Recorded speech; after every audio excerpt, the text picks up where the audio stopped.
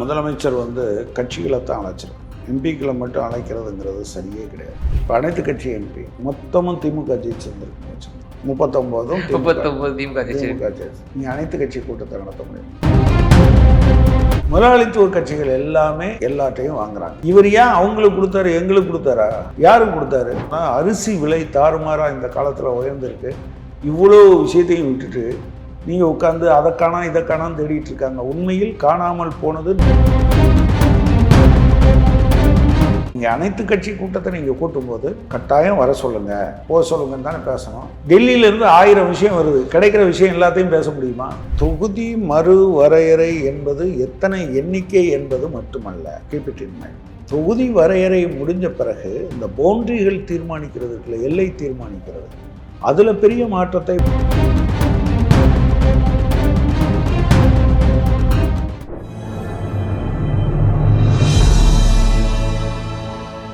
Tamil news நேரில் கண்முணக்கம். இன்றைய நேர்காணலில் நம்முடைய இருப்பவர் மார்க்சிஸ்ட் கம்யூனிஸ்ட் கட்சியினுடைய மூத்த தலைவர் மரியாதைக்குரிய திரு கனகராஜ் அவர்கள். சார் வணக்கம். வணக்கம். இந்த டீலிமிட்டேஷனுக்கு எம்பிக்கள் அனைத்து கட்சியினுடைய எம்பிக்கள் கூட்டம்னு சொல்லி முதலமைச்சர் அழைச்சிருந்தாங்க. அந்த அழைப்பில் நீங்களும் அதில் பங்கேற்கிறீங்க. சிபிஐ, சிபிஎம், விசிக, மதிமுக, ஐயுஎம்எல் கட்சிகள்லாம் பங்கேற்கிறீங்க. திமுக, அதிமுக அதை புறக்கணிச்சிருக்கு. ஸோ இந்த மீட்டிங் எப்படி பார்க்குறீங்க? இல்லை, முதலமைச்சர் கட்சிகளை தான் அழைச்சிருக்கணும், எம்பிக்களை மட்டும் அழைக்கிறதுங்கிறது சரியே கிடையாது. பார்ட்டிசிபேட் பண்ணியிருக்கீங்க நீங்கள்? இல்லை, அதுதான் இன்ஸ்பைட் ஆஃப் தட் நாங்கள் பார்ட்டிசிபேட் பண்ணியிருக்கோம். நான் இப்போ கேட்குறேன், இப்போ அனைத்து கட்சி எம்பி மொத்தமும் திமுக ஜெயிச்சிருந்துருக்குன்னு வச்சுக்கோங்க. ஒரு 39 திமுக ஜெயிச்சிருக்கோம். நீங்கள் அனைத்து கட்சி கூட்டத்தை நடத்த முடியும். ஆனால் எல்லா கட்சிகளுடைய கூட்டத்தை நீங்கள் நடத்த முடியும். எங்கள் எம்எல்ஏ எம்பிக்களுக்கு யார் டைரக்ஷன் கொடுப்பா? தலைமை தான் கொடுக்கும், டெல்லி தலைமை தான் கொடுக்கும். டெல்லி தலைமை இந்த விஷயத்தை பொறுத்தவரை டெல்லி தலைமை. ஆமாம் ஆமாம். ஏன் அப்போ நீங்கள் என்ன செய்யணும்? கட்சிகள் தலைவர்களுடைய கூட்டத்தை நீங்கள் கூட்டியிருக்கணும். அப்படி பண்ணுறது சரியில்லை. ஆனால் இன்ஸ்பைட் ஆஃப் தட் திமுக இதில் கலந்துருக்கணும், அதிமுகவும் இதை கலந்துருக்கணும். அதிமுக கலந்துக்கிறேன்னு சொல்லியிருக்காங்கன்னு நினைக்கிறேன், இல்லையா? இல்லை, புறக்கணிப்பு. 2 பேருமே கலந்துருக்கணும் அப்படிங்கிறது தான் என்னோட அபிப்பிராயம். எனக்கு இது சம்பந்தமான மேலதிக கேள்விகள் இருக்குது. எனக்கு அது 2வது வரேன். சட்டசபையில் அமைச்சர் ஆதவ் அர்ஜுனா அவங்களுடைய அணுகுமுறை சம்பந்தமான ஒரு கேள்வி இருக்குது. அவருடைய கேள்வி கணைகள் அனைத்துமே அப்போசிஷன் லீடரை மட்டுமே மையப்படுத்தி தன்னுடைய கேள்விகளை அவர் மையப்படுத்தினாரா? ஃபார் எக்ஸாம்பிள், அந்த எலக்டோரல் பாண்டு சம்மந்தமான அந்த விவகாரமாக இருக்கட்டும், உங்கள் அப்பாட்ட தான் எங்கள் மாமனார் கொடுத்தாரு அப்படின்னு அதை சொன்னது. பிறகு இதே இந்த டீலிமிட்டேஷன் விவகாரத்தில் எனக்கு தகவல் கிடைக்கப்பெறுது, இதை எப்படி நீங்கள் எனக்கு உடனே தெளிவுபடுத்தணும். நாளைக்கு எங்கள் மீட்டிங்கில் கலந்துப்பீங்களா மாட்டிங்களா? நீங்கள் ஓட்டு போடுவீங்களா இல்லாட்டி வெளிநடப்பு செய்வீங்களா? பிஜேபிக்குள்ள மறைமுக அண்டர்ஸ்டாண்டிங் வந்துட்டீங்க அப்படிங்கிற மாதிரி சொன்னது. ஒரு கூட்டத்தொடர் பட்ஜெட்டுக்கான ஒரு விஷயத்துக்கும் காவேரி பிரச்சனைக்கான அந்த கூட்டத்தொடரில் டைவெர்ட் பண்ணி தன்னோட சொந்த சுய வெறுப்பை எதிர்கட்சி தலைவர் மீது தான் என்னுடைய ஒவ்வொரு கேள்விகளும் இருக்கும் அப்படின்னு சொல்லி அவரோட அந்த தொனி, அந்த பேசிய அந்த விஷயங்கள் எதை குறிக்குது? அவர் தன்னோட சுய இல்லை, நான் பொதுவாகவே பார்க்குறேன், இது இதில் மக்கள் நலன் சார்ந்த ஏதாவது இருக்கா? இல்லை, எலக்ட்ரல் பாண்டு வாங்கினீங்கன்னா கொடுத்தவரும் தப்பு தானே. எலக்ட்ரல் பாண்டை இப்போ நாங்கள் அப்போஸ் பண்ணோம், வாங்காத கட்சி சிபிஐ, சிபிஎம் தான். எஸ், அதை ஒரு பக்கம் தள்ளி வச்சிருக்கோம். முதலாளித்துவ கட்சிகள் எல்லாமே எல்லாத்தையும் வாங்குறாங்க. இவர் ஏன் அவங்களுக்கு கொடுத்தாரு, எங்களுக்கு கொடுத்தாரா? யாருக்கு கொடுத்தாரு? கொடுத்தவருக்கு ஒரு நோக்கம் இருக்குல்ல. நான் என்ன சொல்கிறேன், இதை வெளியே வச்சு பேசுங்கன்றேன். பட் சட்டமன்றத்தில் ஏராளமான விஷயங்கள் இருக்குது. தமிழ்நாட்டுக்கு தண்ணி வரல, டீலிமிட்டேஷன் ஒரு பெரிய ப்ராப்ளமாக இருக்குது, வேலையின்மை ஒரு பெரிய பிரச்சனையாக வந்துகிட்ருக்கு. தமிழ்நாட்டின் பல பகுதிகளில் குடிதண்ணீர் பற்றாக்குறை என்பது அப்படியே தலைகாட்ட ஆரம்பிச்சிருக்கு. அதே போல் நீங்கள் பார்த்தீங்க அப்படின்னு சொன்னால் அரிசி விலை தாறுமாறாக இந்த காலத்தில் உயர்ந்திருக்கு. இவ்வளோ விஷயத்தையும் விட்டுட்டு நீங்கள் உட்காந்து அதை காணா இதை காணான்னு தேடிட்டு இருக்காங்க. உண்மையில் காணாமல் போனது நாகரிகமும் மக்கள் நலனும் என்பதை அவர்கள் புரிந்து கொள்ள வேண்டும். இந்த சட்டமன்றத்துக்குள்ள ஒரு நாகரிகத்தை கடைபிடிக்கணும்ல.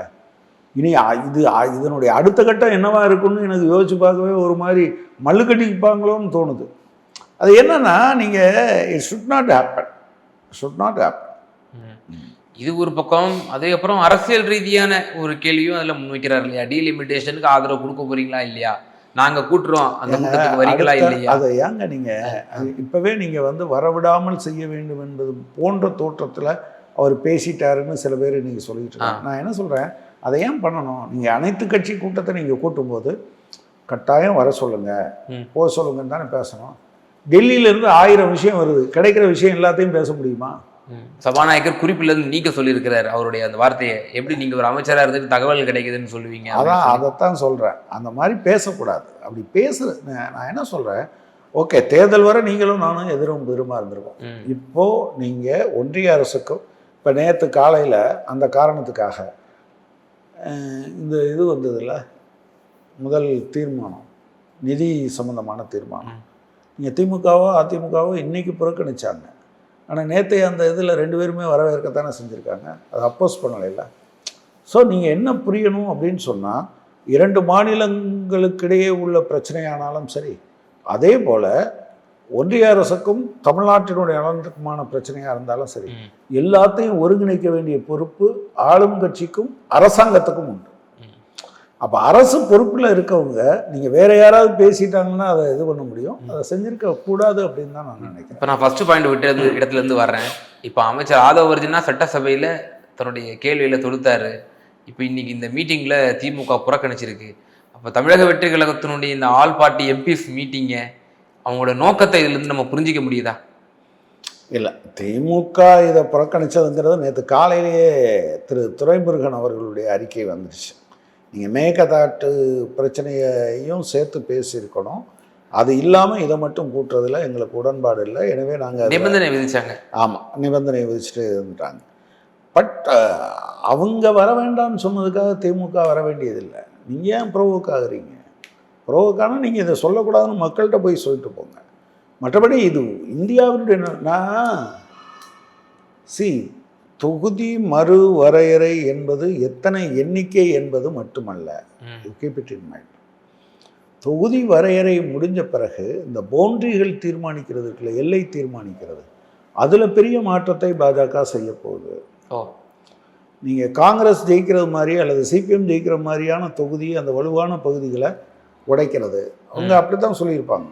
மாநிலங்களே கூடாது, மொழிவாரி மாநிலங்கள் கூடாது.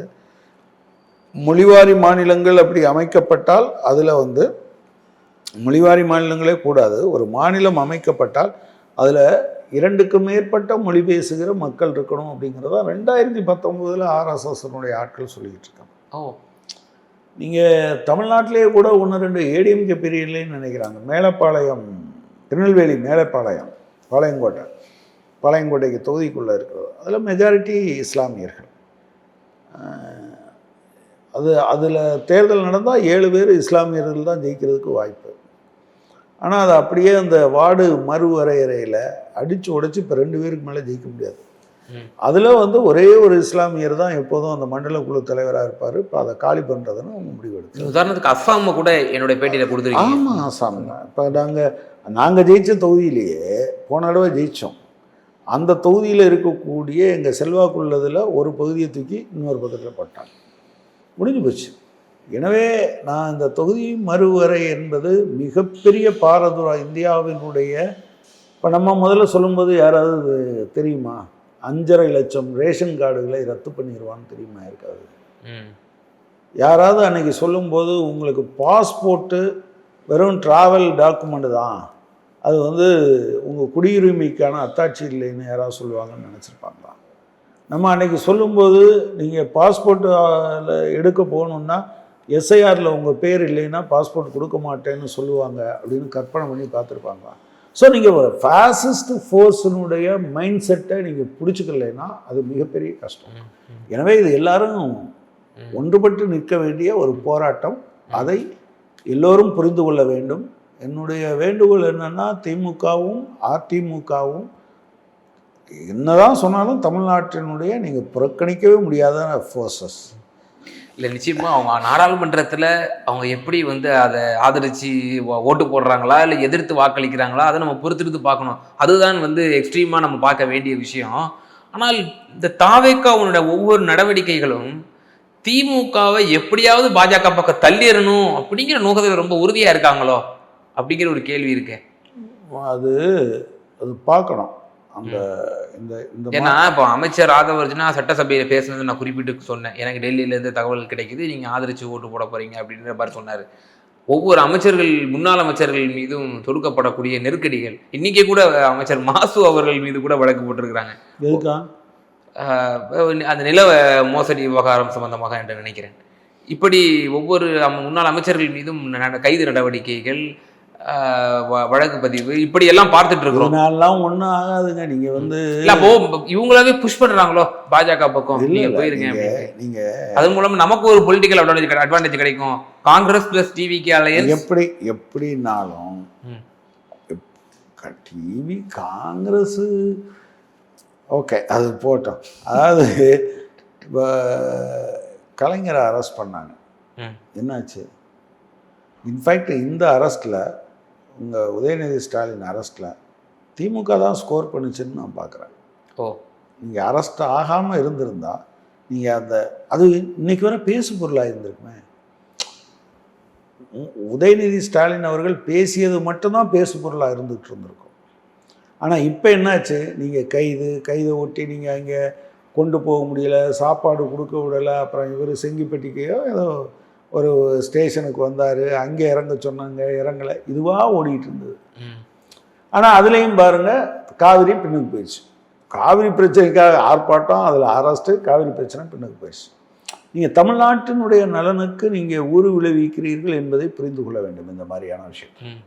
ஆனால் அதில் போடப்பட்டிருக்கக்கூடிய வழக்கை கூட பார்த்தோம் அப்படின்னா, இரு பிரிவினர்களுக்கு இடையே மோதல் உண்டாக்குவது, அது ரொம்ப போராடுறாரு. உதயநிதி ஸ்டாலின் அவர்கள் தமிழர் உரிமைக்காக போராடுறாரு. அவர் தமிழர் கன்னடர் இடையே ஒரு மோதல் போக்கை ஏற்படுத்துவதற்காக தமிழ்நாட்டில இருந்து அவர் போராடுறாருன்னு சொல்லி ஒரு தமிழக அரசு ஒரு வழக்கு பதிவு செய்கிறது என்றால் இதை விட வெட்கக்கேடு என்னவா இருக்க முடியும்னு சொல்லி கேள்வி கேட்கறாங்க. அதான் அந்த மாதிரி அது ரொம்ப சைல்டு சிறுபிள்ளைத்தனமாக காவல்துறை நடந்து கொண்டது. அநேகமா யாராவது ஒரு எதிர்கட்சி தலைவரை காவல்துறை சுயமா வந்து அரெஸ்ட் பண்ற அளவுக்கு அவங்களுக்கு வந்து இல்ல, அது பார்க்கணும். அவங்க அதுக்கு முன்னால அவங்க வந்து இதெல்லாம் டிஸ்கஸ் பண்ணாம பண்ணியிருப்பாங்கன்னு நான் நினைக்கல. கண்டிப்பா சிஎம்மோட உத்தரவாதம் இருந்திருக்கும். ஆமா, அது வரட்டும், உண்மைகள் வெளியே வந்த பிறகு அதை பேசலாம். சார், இப்போ இந்த டீலிமிட்டேஷன் மசோதாவை திராவிட முன்னேற்ற கழகம் அவங்களும் நிச்சயமா ஒரு 22 எம்பிக்கள் வச்சிருக்கிறாங்க. மாநிலங்களவை 8 இருக்கு. சின்ன சின்ன கட்சிகள், எல்கே சுதீஷ் கூட 2 முறை போய் பிரதமரை போய் சந்திச்சிட்டாரு. ஸோ வெளியே சொல்லக்கூடிய காரணங்கள் நமக்கு, நான் வந்து மேகதாது விவகாரத்தை பற்றி பேசினேன், சில காரணங்கள் சொன்னாலும் கண்டிப்பாக இந்த குரூஷியலான டைமில் வந்து சந்திக்கிறாருன்னா அரசியல் கலந்த ஒரு சந்திப்பாக தான் பார்க்கப்படும். அப்படிங்கிற பொழுது திமுக என்ன முடிவு எடுக்க போகுதுங்கிறது நம்ம பொறுத்திருந்து பார்க்க வேண்டியது இருக்குது. இந்த டீலிமிட்டேஷன் மசோதா முதல்ல பாஸ் ஆகும்னு நினைக்கிறீங்களா? அந்த அளவுக்கு அவங்களுக்கு ஸ்ட்ரென்த் வந்துருச்சுன்னு நினைக்கிறீங்க? திமுக ஆக்சுவலாக இடையில கொஞ்சம் பிஜேபியை எந்த கிரிட்டிசிசம் பண்ணாமல் இருந்ததை நான் பார்த்தேன், கவனிச்சுட்டு தான் இருந்தோம். ஆனால் அதுக்கு பின்னால் இவங்க கனிமொழி ரொம்ப கடுமையாக தான் பேசுனாங்க. இதில் வந்தே மாதரம் சம்மந்தமான விஷயத்தில் கடுமையாக தான் பேசியிருந்தாங்க. So we have to wait and watch. But FCR சட்டத்துக்கு இன்னைக்கு முன்னாள் முதல்வர் கடுமையான கண்டனத்தை தெரிவிச்சு, எஃப்சிஆர் சட்டத்திற்கு ஆமாம் முன்னாள் முதல்வர் பண்ணியிருக்காங்க. நான் வந்து திமுகவிடம் என்னுடைய அப்பீல் என்னன்னா, அதிமுக தமிழ்நாட்டில் இருக்கக்கூடிய பிஜேபி தவிர இதர கட்சிகள் எல்லாத்துக்கும் அப்பீல், நீங்கள் வந்து டீலிமிட்டேஷனை ஏதோ ஒரு சட்டம் என்று மட்டும் பார்க்காதீங்க. அது இந்தியாவினுடைய அரசியல் வாழ்க்கையில் ஒரு மிகப்பெரிய திருப்பு முனையாக இருக்க போகிறது. அது மிக மோசமானதாக இருக்க போகிறது. எனவே யாரும் பிஜேபி எடுக்கிற நிலைப்பாட்டுக்கு ஆதரவாக போயிடாதீங்க என்று ரொம்ப பணிவோடு நான் வேண்டிக் கொள்கிறேன். இப்போ ஸ்பெஷல் செஷன் கூட்ட போகிறேன்றாங்க. 16, 17, 18 அப்படின்னு பல பத்திரிகைகள் தகவல் சொல்லுது. அஃபிஷியலாக இன்னும் அறிவிக்கலை. ஸோ அந்த ஸ்பெஷல் செஷன் கூட்டி எந்த அளவுக்கு கொண்டு வர போகிறாங்க? நமக்கு ஏற்கனவே பல முன்மாதிரிகளும் இருக்குது. இந்த பாஜக அரசு நமக்கு எப்படியெல்லாம் மசோதா தாக்கல் செஞ்சிருக்கு அப்படின்னு சொல்லி, தலைமை தேர்தல் ஆணையர் நியமனம் சம்பந்தமான மசோதாவை கிட்டத்தட்ட 150 எம்பிக்களை வந்து அவ்வளோ பெரிய சஸ்பெண்ட் பண்ணி அந்த மசோதாவை பாஸ் பண்ணதை பார்த்தோம். அது எவ்வளோ பெரிய ஜனநாயக படுகொலைன்னு சொல்லி ஜனநாயக சக்திகள் கண்டித்தோம். இப்போ அது போல ஒரு சினாரியோ கூட எதிர்ப்புகளை மீறி ஏற்படக்கூடுமாங்கிற ஒரு அச்சமும் வெளிப்படுத்தப்படுது. நீங்கள் பாஜக எதுவும் செய்யாது என்று சொல்வதற்கு வாய்ப்பில்லை. எந்த படுபாதக செயலையும் செய்வதற்கு அவர்கள் தயங்க மாட்டார்கள். I am very confident on that. அவங்க எந்த பாதக செயலினுடைய எந்த உச்சத்துக்கும் போவதற்கு அவர்கள் தயங்கவே மாட்டார்கள். எனவே அவங்க மைண்டில் என்ன வச்சுருக்காங்கன்னு இப்போ நமக்கு தெரியல. மைண்டில் என்ன வச்சுருக்காங்கன்னு தெரில. அதான் நான் சொல்கிறேன், நீங்கள் வெறும் நம்பர் மட்டும் இல்லை அவங்க மைண்டில் இருக்கிறது. அவங்க மைண்டில் பவுண்டரிஸ் சம்மந்தமான விஷயமும் அவங்க மைண்டில் வச்சுக்கிட்டு தான் இதை மூவ் பண்ணுறாங்க. நாம் கொஞ்சம் வெயிட் பண்ணி பார்க்க வேண்டிய அவசியம். இப்போ இறுதியான ஒரே ஒரு கேள்வி, இந்த அனைத்து கட்சி கூட்டம் கூட காங்கிரஸினுடைய தூண்டுதலின் பேரில் தான் வந்து தமிழக வெற்றி கழகம் இதை செய்யுது அப்படிங்கிற ஒரு கேள்வி வந்து முன்வைக்கப்படுது. காங்கிரஸ் தான் வந்து திமுகவோட நிலை என்னன்னு தெரிஞ்சுக்கணும் அப்படிங்கிற ஒரு இல்லை நாங்களும் கூட சொன்னோம். நாங்களும் கூட கவர்மெண்ட்டுக்கு சொன்னோம், ஒரு அனைத்து கட்சி கூட்டத்தை கூட்டுங்க. எல்லாருடைய கருத்தையும் ஒருமித்த கருத்தாக்கி தமிழ்நாட்டினுடைய நலன் சார்ந்து அதை முன்வைக்கிறது பெட்டராக இருக்கும்னு தான் யோசித்தோம். ஒருவேளை காங்கிரஸும் அதில் முயற்சி பண்ணியிருந்திருக்கலாம். நிச்சயமா பல்வேறு கேள்விகளுக்கும் ரொம்ப விரிவாக தெளிவாக எங்கள் நேயர்களுக்கு பதில் சொன்னீங்க. ரொம்ப நன்றி.